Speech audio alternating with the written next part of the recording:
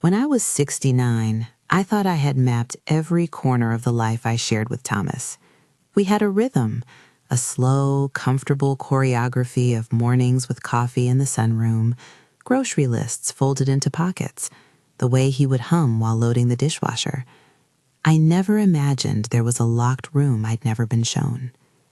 The first thing that changed was small. His phone, which had always lived in the kitchen drawer, began to travel with him. He'd slip it under his pillow when we went to bed. He took calls in the garage with the door closed. There were dinners that blurred into the late hours, and receipts for restaurants neither of us could remember. When I asked, he would offer explanations that seemed plausible in the moment, and then evaporated under a second question. Jennifer told me I was being paranoid. My friends told me I was making storms from teacups. Mostly I told myself I was being ridiculous. But intuition has a way of nagging until you either listen or silence it. I chose to listen. Where are you watching from? Tell me in the comments. I'm curious who is sitting with me through this. When I finally made the decision to hire someone, it wasn't dramatic. I didn't imagine a noir stakeout or dramatic confrontations. I just wanted facts. I wanted peace of mind. I called Frank Delgado because his name had come up more than once in a neighborhood conversation. Discreet, retired law enforcement type said, knows how to follow a paper trail. I left a message and the next day he called back. Frank met me in a small office that smelled faintly of old coffee and toner. He wore a plain button-down and had a business card so dog-eared it looked like a passport. We spoke like two sensible adults over a sensible cup of municipal-grade coffee. He asked me to tell him the facts, dates, patterns, what I had noticed. Then he told me his fees. The retainer was $3,000. It felt like a lot in that tiny office, like paying an admission fee to a truth I hadn't asked for but needed. I remember the clink of my coins as I dropped them into the hand he offered. It was a beginning, and I felt both foolish and oddly brave. Frank's work began with ordinary things: surveillance, a look into public records, queries that make sense only when you believe the truth is often tucked away in boring paper. He brought me glossy photographs 4 days later. The images were banal at first glance. 2 people walking together, the back of a car, a timestamp at the bottom of the photo. The timestamps are what made my eyes dig in. They gave ordinary moments the weight of evidence. Frank boxed the photos in a manila folder and set them on my kitchen table, as if placing a folded map between 2 travelers. He watched me with a careful, patient expression. The woman in the photographs had an easy smile and the manner of someone who belongs beside a man without apologizing for it. She was introduced in Frank's notes as Patricia Chambers. The photographs showed Thomas and Patricia going into houses, leaving houses, driving to restaurants. They showed him with his arm around her at a backyard table. They showed him carrying the same briefcase I'd seen him carry on a Tuesday morning. In the margins of Frank's report were other notations: addresses, property records, names on deeds. I remember thinking, at the time, that the world had acquired a parallel track I had never been taught to see. When Frank slid another piece of paper across the table, my hands turned cold. It was a photocopy of a marriage license. The header looked official in that bureaucratic way that makes the heart sink. The embossed seal on the corner, typed boxes filled in with neat handwriting. At the line for the date, there was a year I wasn't expecting, 1998. My stomach dropped. My own name was written in my hand in my memory, next to the date 2001, the year I had married Thomas. This document showed his signature next to Patricia's, 2 years before we met in a campaign fundraiser, and 3 years before we tied a knot that until that kitchen table I had believed bound us alone. I remember the room tilting. The air felt thicker somehow, the silent parts of the house pressing in. Thomas was in his workshop that afternoon, tinkering with a piece of antique brass. He was calm when I called, his voice a practiced balm. I didn't say anything. I didn't want to poison a single breath with the knowledge I'd been handed. Instead, I walked to the window and looked at the maple trees in our yard, at the neighbor's cat sauntering across the lawn. It felt like standing on a porch while the house behind me quietly burned. After I had the license in my hands, the rest folded out with an awful, inevitable logic. Frank had pulled public records, deed transfers, tax filings, contractor receipts. There was a house under Patricia Chambers' name across town, a property whose appraisal showed a figure well north of 6 figures, and whose renovations had line items that matched the dates of transfers from accounts I recognized as ours. Frank circled one line with a fine black pen, then another. He had marked payments issuing from accounts tied to Thomas and listed as home improvement and loan repayment. One entry, a transfer that raised my pulse and shame at the same time, was for an amount that could have paid a modest mortgage payment for a year. I asked him questions and he answered in a way that made me both grateful and angry. Gratitude for his competence, anger that it had come to this. He told me he found deeds in Patricia's name to a separate home that a broker had estimated to be worth about $1.2 million. Hearing a number so large in my modest kitchen made the room swell around me. I thought of all the little savings we'd tucked away for trips to the coast, the contributions we had made to Jennifer's tuition, the careful balancing of a life we had promised each other. The sums on a piece of paper felt obscene and intimate at once. When you are 69 and facing a betrayal like that, there is a peculiar treachery in ordinary things. The creak of the hall floor, which had always been a familiar comfort, now sounded like a rehearsed move in a play you had been cast in without your consent. I remember Frank's face as he explained things I already suspected, that if Thomas had never legally divorced Patricia, then the marriage we'd entered into in 2001 could be challenged. He said it calmly, with the professionalism of someone who has watched the paperwork of other people's lives become knives. He didn't use the words void or voidable lightly. They landed like plumb lines, measuring what could be taken apart. Elizabeth Warren came into the picture next. She had been recommended by a woman in a sewing circle, a woman who said Elizabeth had a way of making messy things look inevitable and manageable. Elizabeth's offices were on the second floor of a brick building that smelled faintly of lemon oil. She did not look like the legal dramas on television. She looked like someone who had learned to read human beings the way other people read newspapers. When I handed her Frank's folder, she did not lean back or look shocked. She flipped through the photographs, the ledger lines, the marriage license, the deeds. Her fingers paused on a page where a bank statement showed transfers routed through accounts associated with our joint checking. Bigamy, she said at last, just one word, a clinical scalpel in a room that had been stitched together with lies. She explained, patiently, the difference between criminal and civil paths, grand jury, indictment, potential charges of bigamy and fraud, and on the civil side, remedies like asset recovery or a claim for conversion. She did not say that things would be easy. She did not say I would get everything back. She said the law could be used to put the facts on the table and let a judge or jury decide. That, at least, felt like straight light pouring through the cracks. Elizabeth's office smelled of paper and coffee and the faint aftertaste of fierce focus. With her help, I began to assemble what had seemed almost too trivial to gather. Every bank statement I could find from the past 15 years. Receipts, canceled checks, copies of emails and voicemails. I taped envelopes with labels, 2000, 2005, home improvements, wire transfers. Each label felt like reclaiming a page of a book someone had borrowed without asking. Jennifer helped where she could. She sat across the dining room table late at night with a soft lamp and a stack of statements, her fingers tracing figures while I read aloud dates so we could be sure nothing was missed. There was something humbling and also fierce about taking back the ledger of your life. I will not pretend the legal talk didn't terrify me. There are words that carry a weight only when you are the one under them. Indictment, forfeiture, restitution. Elizabeth outlined strategies and possible outcomes, but she also insisted on something I had to agree to before we moved forward. No rash confrontations. She urged me not to go alone into the tracks Frank had traced. She wanted statements, unbroken chains of documentation, and above all, the cool eye of the camera. If you're going to confront him, she said, record it. Recording conjured images I didn't like, the reality show version of a marriage unspooling. But I knew a recorded conversation would be concrete in a way my memory had not been since the first photograph landed on my kitchen table. So we planned. I told Elizabeth I wanted to keep it in the house, in the living room where so many ordinary conversations had passed because it felt truer to how we had lived. She agreed, and we set a time. I practiced being ordinary the way actors practice lines. I set the kettle on the stove, arranged a plate of cookies like a woman making tea for a neighbor. When Thomas came home, he smelled of his garage, oil and something woodsy. He greeted me the way he always had.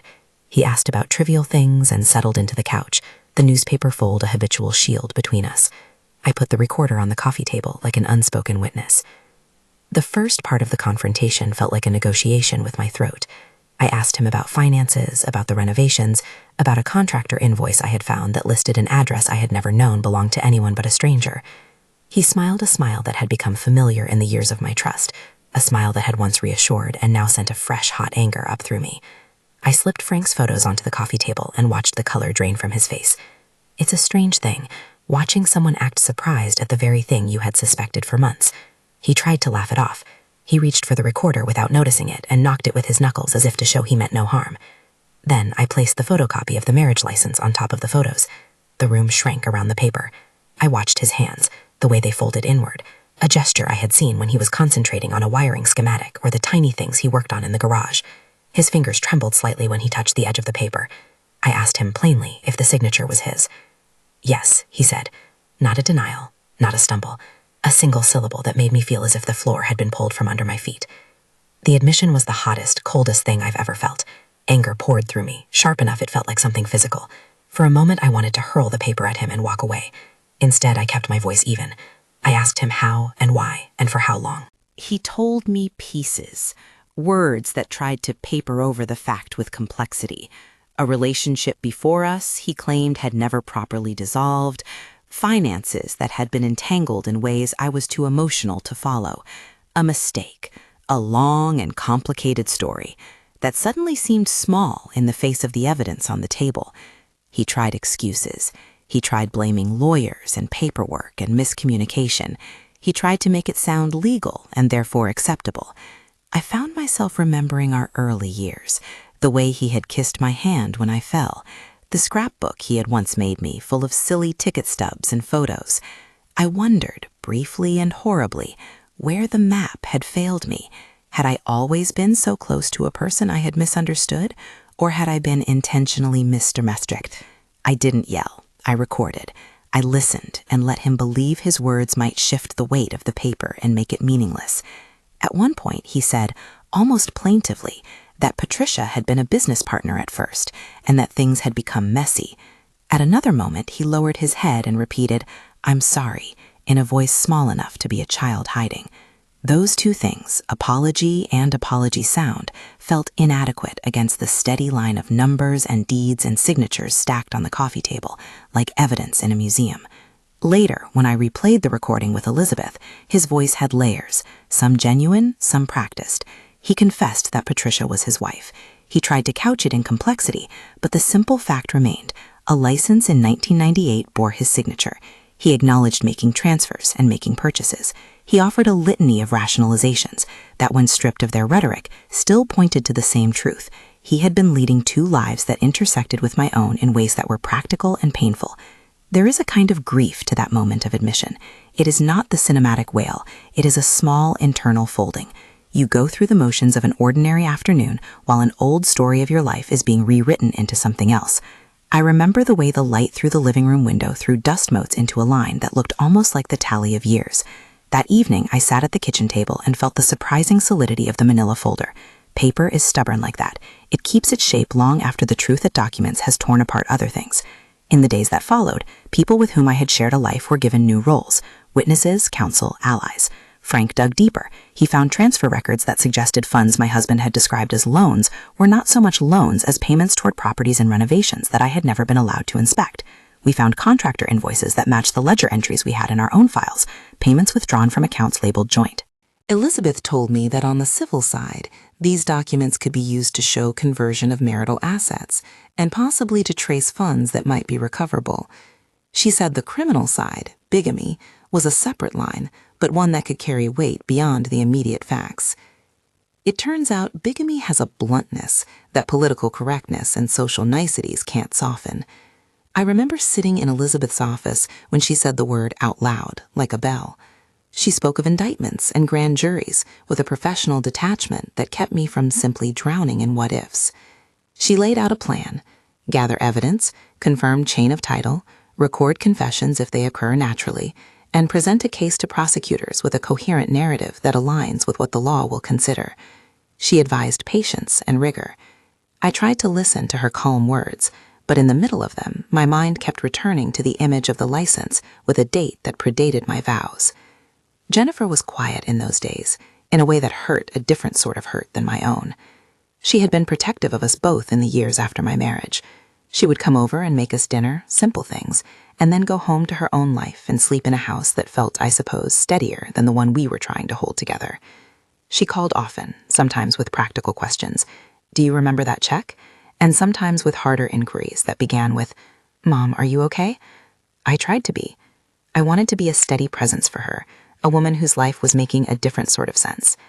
As Frank continued his work, more documents rolled in: utility bills, property tax receipts, a series of checks made out to contractors with addresses that matched Patricia's property. One line item jumped at me: a payment described on our bank statement as renovation, with a contractor listed that we had never used, and a check number that matched a deposit reflected in Patricia's account history. Each new piece of paper felt like an accusation made in ink. I learned new things about myself in those weeks. I learned I could sit through an hour of cold legal conversation and still keep my hands from shaking. I learned that I could ask a man I had loved for decades whether he had married someone else, and hold my own eyes steady while waiting for the answer. I learned that the human mind has a way of cataloging indignities like a meticulous librarian, documenting, storing, indexing until it is ready to use them. One afternoon, when Frank arrived with a thick envelope of certified mail receipts and a stack of photographs from a property he had surveilled, I felt a long, slow resolve settle in my chest. There are kinds of courage that arrive quietly. This one was steadier than fear. I thought about my mother and the way she had stood up to an unkind relative in a family argument when she was my age. I thought about Jennifer and what sort of model I wanted to be. I thought, with a clarity as cold as winter, that the betrayal I had found in paper and signatures would not be allowed to remain silent. We scheduled another meeting, this time more formal. Elizabeth advised that we should attempt a direct conversation, recorded, laying out the facts and watching his response. She wanted a clear admission or a clear denial on tape. She wanted to be able to take a transcript to prosecutors and to civil counsel with a precise timeline. The plan felt terrifying and necessary. The evening we arranged it, I made tea. I chose the living room because it had always been a room of conversation. The recorder was small, and I placed it in the center of the coffee table. The manila folder with the marriage license and photos sat heavier than its weight, as if the paper itself had become a ballast. Thomas came in with a newspaper under his arm. He was still, at first glance, the same companion I'd shared a life with. He greeted me with a nod that had the faint echo of routine.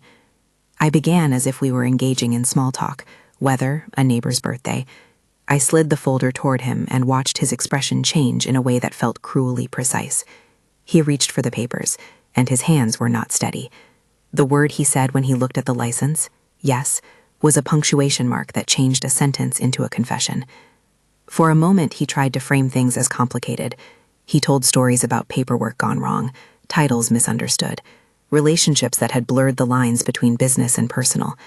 At one point, his voice trembled and he seemed to fold inward. At another moment, he looked at me as if he had been caught in an error larger than himself. I asked him if he had used our joint funds to pay for improvements on Patricia's property, and he, without elegance, admitted some transfers had been made. That admission landed like a physical blow. Yet even in that moment, he tried to soften it. "I didn't mean for it to happen like this," he said. "It wasn't like you think." The insistence of those words was a small human thing. It did not, however, change the paper or the bank entries or the property transfers.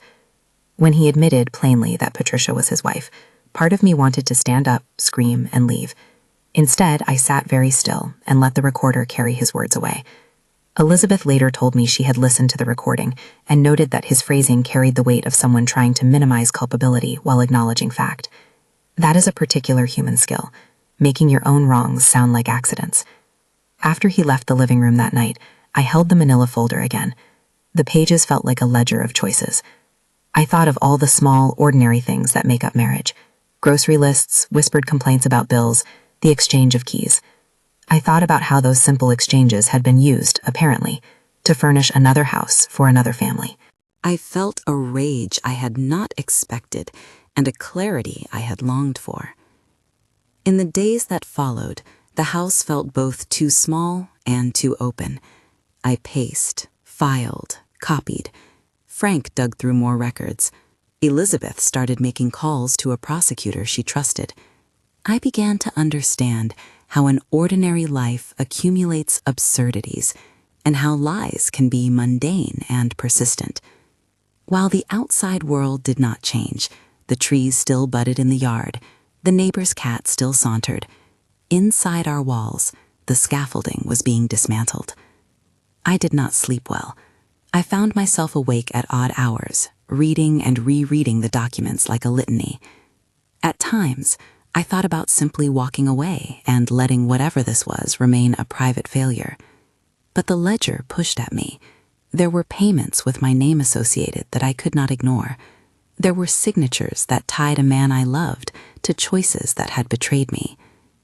One afternoon, when Frank brought a fresh stack of bank transfers and a deed with a contractor's final approval stamp neatly affixed, Elizabeth looked up from the papers and said quietly, "We have enough to present a case." Her voice was calm, but the words rustled the room like a wind through autumn leaves. I felt a little lightheaded. The air seemed thinner around the phrase. Presenting a case meant more than papers.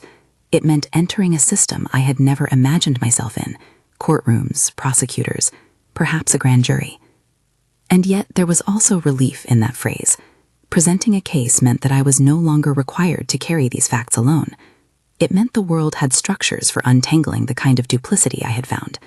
It meant that the pieces of paper in the manila folder could be turned into a narrative that the law could hear.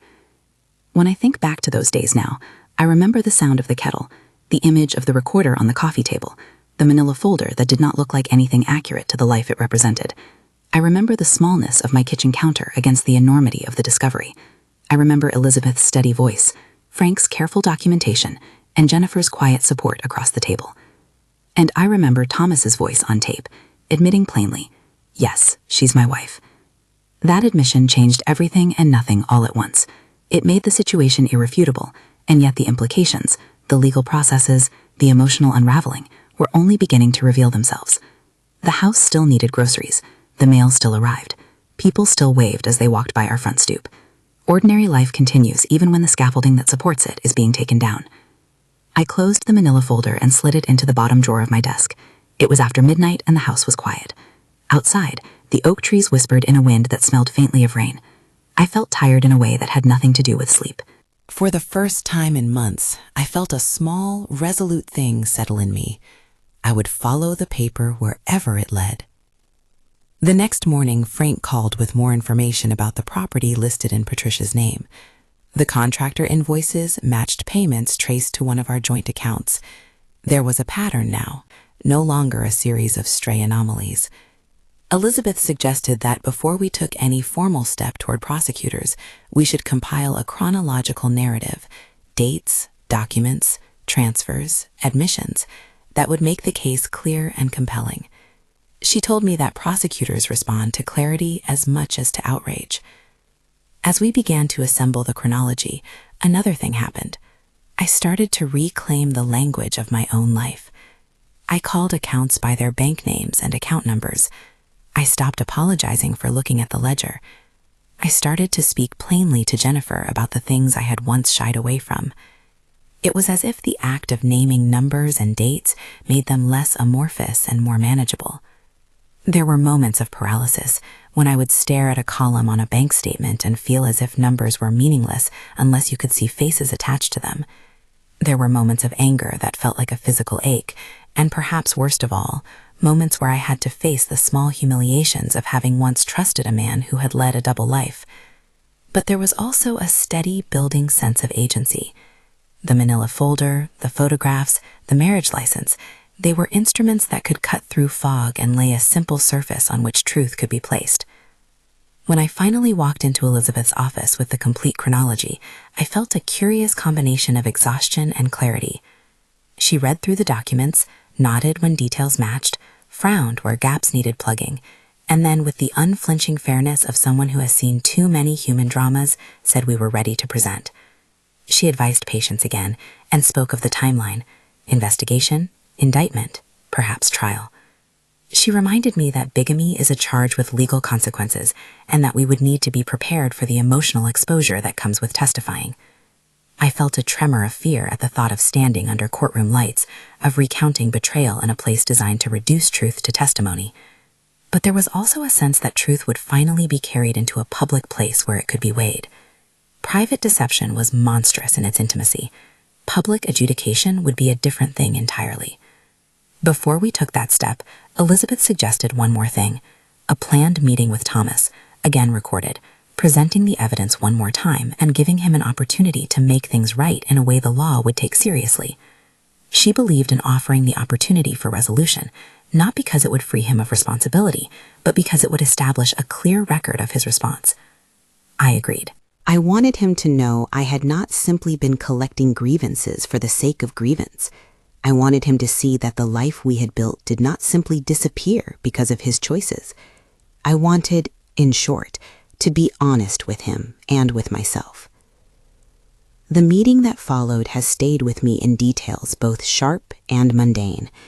The light in the living room slicing at the edge of the coffee table, the way Thomas's hands found the arms of his chair, the low timbre of his voice when he tried briefly to apologize. He attempted to explain tangled financial arrangements and to place blame on miscommunication. He made statements that would later be dissected for their meaning. At one point he admitted, again without much pretense, that Patricia was his wife. When he said it a second time, a flat, unadorned fact, I felt an almost comic relief, not because of the cruelty of the moment, but because at last the statements lined up with the documents on the table. His words were now in alignment with the paper. It is strange how true things can feel almost absurd once they're spoken aloud. After that second admission, Elizabeth and I spoke in hushed tones about the next steps, contacting a prosecutor, preparing for possible criminal charges, filing civil claims to protect assets we believed were matrimonial in nature. There were forms to fill, sworn statements to sign, and procedures that took on the pace of an inevitable train. The logistics of seeking justice are not dramatic so much as arithmetic. Which documents prove what, which dates line up, who can testify to what they saw and when. The human element is the engine driving all this dry mechanism, but the engine must be stoked by facts. I spent that night thinking about choices and consequences. I thought about the ordinary routines of marriage, the sharing of a checking account, the trust implicit in a spouse's signature on a mortgage. I wondered how many other marriages exist with rooms in the house the other partner has never seen, ledgers with columns that trace paths away from the known life. My thoughts were not only bitter. There was also a thread of gratitude for the people who had helped me find the truth, Frank with his patient documentation, Elizabeth with her steady legal knowledge, and Jennifer with her quiet presence. When the day came that Frank dropped off a set of notarized copies of key documents, I felt a kind of vindicated sorrow. Vindication because the paper now stood in clear view, sorrow because the life they documented had been used to support something that had betrayed me. That sorrow was complicated, layered with a relief that I had not expected to feel. A week later, I sat in a small office and signed the forms that would send our chronology to a prosecutor for review. My signature felt like another kind of map, putting down coordinates for a path that might lead to accountability. The clerk looked up with a sympathetic expression that suggested she had seen this kind of thing before. She did not minify or sensationalize. She simply slid a copy of the receipt across the desk and said, "They'll be in touch." When you put pieces of your life into the hands of the law, you feel exposed. You are asking strangers to judge the most intimate of betrayals. You are handing them the manila folder you once kept hidden in a drawer and saying, "This is our history. Please read it." Part of me wanted to retract it all, to protect our privacy, to pretend the documents were mistakes. But I had learned, in those months of careful cataloging, that the truth has a stubbornness that will either be acknowledged or ignored. I chose acknowledgement. The phone calls started to come with the slow inevitability of seasons changing. A detective had questions. A prosecutor requested copies. Frank found more receipts that clarified certain payments. Elizabeth prepared me for the possibility that the case could take a long route through the system. She said the most important thing was precision, not hot declarations, but cold facts assembled like a puzzle that refuses to be put together any other way. And yet, through all of this, there were still ordinary moments that felt incongruous. I would walk past Thomas's workshop and see a tool left in its place, and for a second, a memory older than the betrayal would rise, genuine and soft and decidedly mine. That cognitive dissonance rattled me, the private, gentle moments of a man who, by his own admission, had another life in parallel. I learned to hold both truths at once, that someone can do tender things and also make choices that betray, that love and deceit are not mutually exclusive in human hearts. The recorder on the coffee table had become evidence and also a relic. I listened to the tapes when I could, not seeking vindication, but seeking clarity, listening to his voice as if understanding cadence could reveal motive. The recording captured details, the slight hitch in his voice when he tried to justify transfers, a pause where he seemed to search for memory, and insistence that something had been misunderstood. Those sounds were small, and yet they built a pattern when placed alongside the deeds and checks. One afternoon, as the leaves turned and a quiet Ohio wind pressed at the windows, Frank brought me a final notarized package and said bluntly, if we were going to show them this, it would be now. Elizabeth agreed.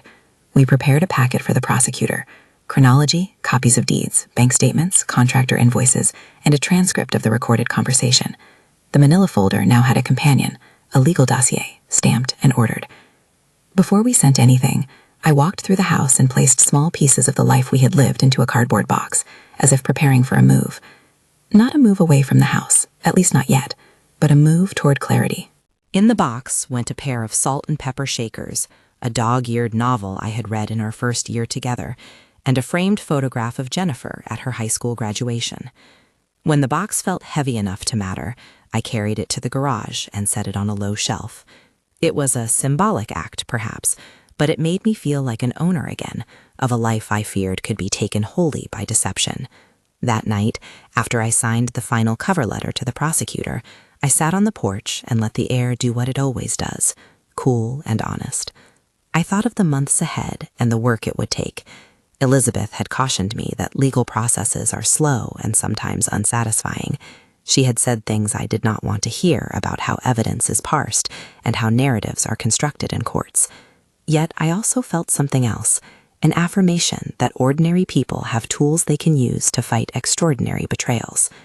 When Thomas came home that evening, he met my eyes with a face that seemed smaller than before. He asked me, softly, what I thought might happen. I could have told him anything. I held the manila folder like a talisman and instead said, we're going to let people see the paperwork. He did not try to speak beyond that. He seemed to understand, perhaps finally grasping that a life is sometimes held together by the quiet agreements you don't always notice until somebody rips out the staples. I remember the way he looked at me then, small and oddly worn, like a photograph left too long in the sun. There was no bravado, no furious denial. For all his attempts at explanation, he seemed suddenly to understand that a life isn't merely a string of moments. It's a ledger, and he'd been writing in invisible ink on someone else's page. After we sent the packet to the prosecutor, there was a hush of institutional movement. Detectives asked questions on the phone, then came by the house in person. They wore plain suits and polite faces and carried legal pads whose pages they would later staple into file folders. Frank stayed close, delivering records, notarized copies, and anything that could tighten the chain of evidence. Elizabeth coordinated with the prosecutor with a steadiness that felt like ballast. She warned me that this process could be slow, technical, and at times maddeningly mundane. Lots of forms, lots of hearings, lots of waiting rooms. But she also reminded me that patience was how you turned paper into justice. The day they came for him is etched in a memory that will always feel both ordinary and enormous. The doorbell, the polite knock, 2 officers in plain clothes stepping into a kitchen I'd scrubbed for years. Thomas was surprised, open-mouthed, then furtive, then resigned. They read him his rights. He was handcuffed. The ritual formality of that moment, the cuffs clicking, the officers guiding him gently out of our life, felt like a public registration of what the manila folder had already said in private. I didn't go with them. I sat at the kitchen table, fingered the edge of a photograph, and tried to focus on the coffee cooling in front of me. Part of me expected an immediate cinematic unraveling, a confession, a plea, dramatic apologies. Instead, there was a quiet legal hum, processing, paperwork, the case number being written down. The world reassembled itself, more bureaucratic than theatrical. Charges were filed, bigamy and related fraud counts. The local paper ran a short piece, a sober column that laid out the indictment without flourish. There were procedural hearings, scheduling orders, the kind of dry legal choreography that takes months to resolve. I went to court for the initial arraignment and sat in the gallery with a small notebook and Elizabeth's quiet nod nearby.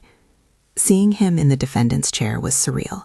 He was the same man who had once taught me how to prune roses in spring, the same man who had hummed while loading the dishwasher, and yet he was now a figure rendered by formal accusation. The trial itself is something I will never forget, not because of dramatic confrontations, though there were a few, but because of the slow, steady work of turning human life into admissible fact. Evidence that had felt so intimate in the kitchen, bank statements, transfer receipts, glossy surveillance photos, the copy of a marriage license dated 1998, was introduced into a public arena and examined with a precision that both clarified and exposed. The recorded conversation from my living room was played. My own voice sounded small and steady to me when I heard it in the courtroom. Elizabeth had been right. The recording removed pretense. His admissions on tape were plain and could not be dressed up in the ways words sometimes are outside the legal frame. Prosecutors presented a narrative of years of transfers, of properties acquired and maintained under another name, of purchases that matched contractor invoices and payments from accounts I had assumed were ours. The defense counsel, polite, persistent, tried to make the case look like clerical error, a jumble of business dealings that had been mishandled rather than malicious. They pointed to complexities, muddied intentions, finance speak intended to blur moral lines. But the axis of fact, the signature on a marriage license, the line items on a bank statement, the recorded admission, pulled steadily at their fabrications. Sitting in that courtroom was an education in patience. Subpoenas were issued, witnesses took the stand, and the prosecutor's questions were like chisels, removing layers until the answer lay exposed. I testified about small things, the rhythm of our mornings, the odd dinners, the phone under the pillow, but I also testified to what the paper showed: transfers, payments, the house in another name. Speaking in that room felt like returning a book you had borrowed and reading the due date aloud for everyone to hear. I did not enjoy the exposure, but I wanted my truth to be clear, and I wanted those documents to speak louder than emotion. There were moments of strain. A cross-examination attempted to paint me as suspicious and overeager to believe the worst. I felt my daughter Jennifer's presence like a hand at my back every time my voice wavered. I remembered Elizabeth's advice: stay factual, stay calm, let the documents do the arguing. And so I did. I read numbers off with a precision I didn't know I had, named dates and amounts in a way that felt both vindicating and painfully intimate. When the jury delivered its verdict, the courtroom felt both unbearable and relieving, guilty on the charges laid before them. I could feel the tension in my chest lessen, like someone loosening a tight collar. The judge tallied the counts, then, months later, imposed a sentence of 7 years. The judge remarked, measured and stern, on the breach of trust and the calculated nature of the fraud. Parole guidelines indicated eligibility in approximately 5 years, a legal detail that Elizabeth had prepared me to hear. The sentence was not a satisfaction of all hurts. No sentence could be, but it was a public recognition of wrongdoing, and that recognition matters in a way the kitchen table never could. Alongside the criminal case, the civil machinery spun its own wheel. Elizabeth filed suit to recover marital assets, to establish conversion where transfers from our joint accounts had been used to improve or secure properties in another's name. The civil case is by design about different remedies: damages, forfeiture, restitution. It is not revenge. At its best, it is repair. We sought to trace funds, to attach deeds, and to ask the court to recognize that assets accumulated during our marriage, no matter whose name they were under, were part of the shared estate if they had been sourced from marital income or accounts. That civil battle was painstaking. Defenses argued the same complexity that had been present in criminal filings: business entanglements, misapplied accounting, innocent mistakes. But the documents were stubborn. Deeds, contractor receipts, bank ledgers, and the marriage license converged into a picture the civil court could not ignore. After hearings and negotiation and the slow unspooling of legal process, we received a judgment: $11.7 million, encompassing the house we had shared in Ohio, the other house purchased and maintained under Patricia's name, business interests, and additional assets tied to those years of financial transfers. Patricia was deemed complicit in the ownership structures and received nothing from that judgment. There is a practical disbelief that comes with a number like that. It is easy to imagine sums as abstract. It's another thing to think about what restitution looks like in daily life. Elizabeth explained mechanism and process: attachments on property, judgments against accounts, negotiations with trustees and banks.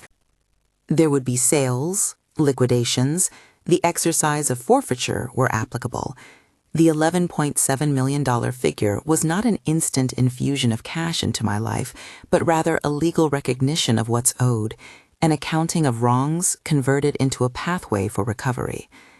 After the judgment, there were hearings about the execution of assets, about which properties could be sold and how proceeds would be divided to satisfy the judgment. The second house, valued in Frank's early notes at roughly $1.2 million, was placed on the market. There were practicalities I had never considered: appraisals, listing strategies, meetings with realtors to discuss how to present a house that had become the symbol of betrayal without sensationalizing it. I chose a small, quiet realty firm recommended by friends. I wanted dignity in the proceedings, not spectacle. When that house sold, the settlement process moved forward. We established, with Elizabeth's guidance, a structure for the funds. A portion went to cover legal fees and the taxes and costs of sale. Another portion was allocated to a trust for Jennifer, a way to secure some of the future we had hoped to provide. Another portion was set aside for restitution to victims we became aware of as the civil discovery unfolded. I insisted on donations, not out of guilt, but out of intention, out of a desire to turn something ugly into something that could do some good. I remember standing in the attorney's conference room as the final tabs were marked, feeling both lighter and remarkably ordinary. Money can complicate healing, but it can also make practical repair possible. We paid off lingering debts tied to the fraudulent transfers, adjusted accounts, and set up the trust for Jennifer with precise instructions that made me feel like a woman planting seeds for seasons to come. I donated to local organizations that help older adults navigate financial abuse, small, concrete gestures that felt like putting one foot in front of the other toward repair. Patricia's role in all of this is one I do not dwell on in bitterness. The court found complicity in the structures, but the human dynamics are rarely reducible to neat judgments. I will say this plainly. The legal process determined that she benefited from the arrangements in ways that were inconsistent with our marital estate, and therefore the ruling left her without share from the judgment. The law did what it could to apportion responsibility and remedy harm. Private feelings toward her remain complex. They are not for public spectacle. The aftermath of such upheaval is not instant redemption.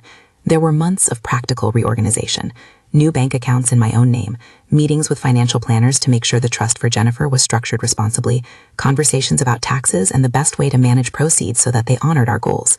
Elizabeth helped me navigate the civil aftermath with the same clarity she'd brought to the criminal case. She advised conservatively, always reminding me that a legal victory is one thing, living with the consequences is another. Emotionally, the first year after the judgment was a mosaic of small things.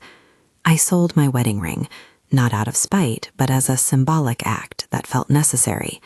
I changed the name on the mailbox back to my maiden name. I filed the paperwork to be legally single again. That decision felt like reclaiming a language of selfhood that had been eclipsed. Some people asked why I bothered with a name change at my age. To me, it was less about letters on a form and more about a declaration. I would not let another person's secret life continue to define mine. I also learned to love ordinary pleasures again. I took a trip with Jennifer to the coast we'd once planned. Small towns, quiet beaches at sunset, lobster rolls eaten while laughing about a minor argument from years before. Those days felt like stitches being sewn with slow, careful hands. I traveled a little more, short trips to cities I'd wanted to see, afternoons in museums, long walks in parks where I could breathe without the constant hum of suspicion. Travel was not an escape so much as a rediscovery. The world is large, and your life can contain new chapters. Some of the settlement money went to causes that mattered to me, organizations that educate older adults about financial fraud, community centers that offer legal clinics, a local scholarship in Jennifer's name for students going into social work. I did not become ostentatious with the money. I was practical, paying forward help for people who might otherwise be preyed upon by deceit. That felt like a moral rebalancing.